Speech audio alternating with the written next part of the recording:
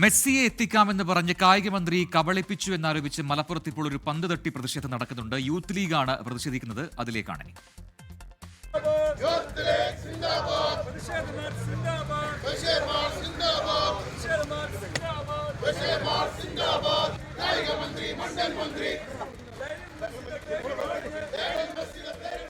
Sameer bin Kareem മലപ്പുറത്തും ചേരുന്ന കൂടുതൽ വിവരങ്ങളുമായി. സമീർ, ഇന്നലെ അവിടെ കോഴിക്കോട് കടപ്പുറത്ത് KPCCയുടെ പന്തുതട്ടി പ്രതിഷേധമൊക്കെ ഉണ്ടായിരുന്നു. അവിടെ മെസ്സി കളിക്കുന്നു എന്ന് പറഞ്ഞായിരുന്നു പ്രതിഷേധം. ഇതിപ്പോൾ മലപ്പുറത്ത് റോഡിലാണ് പന്ത് തട്ടിയിട്ടുള്ള ഒരു പ്രതിഷേധ പ്രകടനം നടക്കുന്നത്. രാഷ്ട്രീയ വിഷയമായി ഇത് പ്രതിപക്ഷ സംഘടനകൾ, പാർട്ടികൾ മാറ്റുന്നുണ്ടല്ലേ?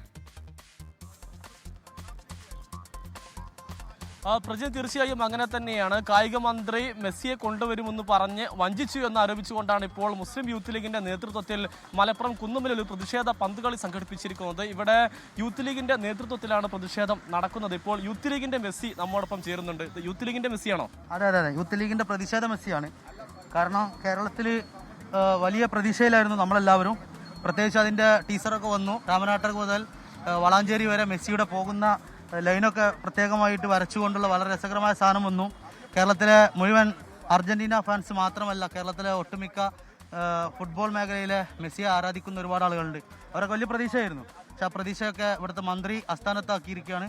ഇത് യൂത്ത് ലീഗിന്റെ ശക്തമായ പ്രതിഷേധമാണ് ഇവിടെ രേഖപ്പെടുത്തിക്കൊണ്ടിരിക്കുന്നത് ഈ വിഷയത്തിൽ. ഇപ്പോൾ യൂത്ത് ലീഗിന്റെ ജില്ലാ പ്രസിഡന്റ് ഷെരീഫ് കൂടി നമ്മോടൊപ്പം ചേരുകയാണ്. ഇത് ഒരു രാഷ്ട്രീയ പ്രതിഷേധമായി മാറ്റിയിരിക്കുകയാണ് ഈ മെസ്സി വിഷയം. തീർച്ചയായിട്ടും കേരളത്തിലെ കായിക പ്രേമികളെ മുഴുവൻ മന്ത്രി വഞ്ചിച്ചിരിക്കുകയാണ്. വളരെ പച്ചക്ക് പരസ്യമായിട്ട് ഒരു മന്ത്രി കഴിഞ്ഞ കുറച്ച് കാലമായിട്ട് പറഞ്ഞുകൊണ്ടിരിക്കുന്ന പണിയെന്ന് വർത്താനം എന്ന് പറയുന്നത് ഞങ്ങൾ മെസ്സിയെ കൊണ്ടുവരുന്നതാണ്.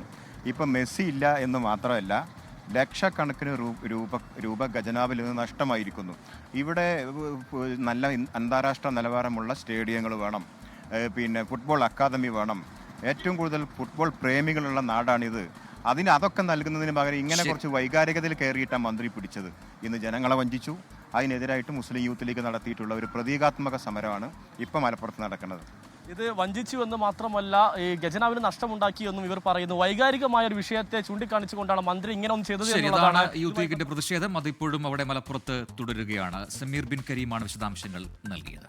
ലോകത്തെവിടെയായാലും ഏത് സമയത്തും 24 വാർത്തകളും ഓഗ്മെന്റഡ് റിയാലിറ്റി പാക്കേജുകളും എക്സ്പ്ലെയിനറുകളും വിശദമായി കാണാൻ ഞങ്ങളുടെ യൂട്യൂബ് ചാനൽ നിങ്ങൾക്ക് സബ്സ്ക്രൈബ് ചെയ്യാം.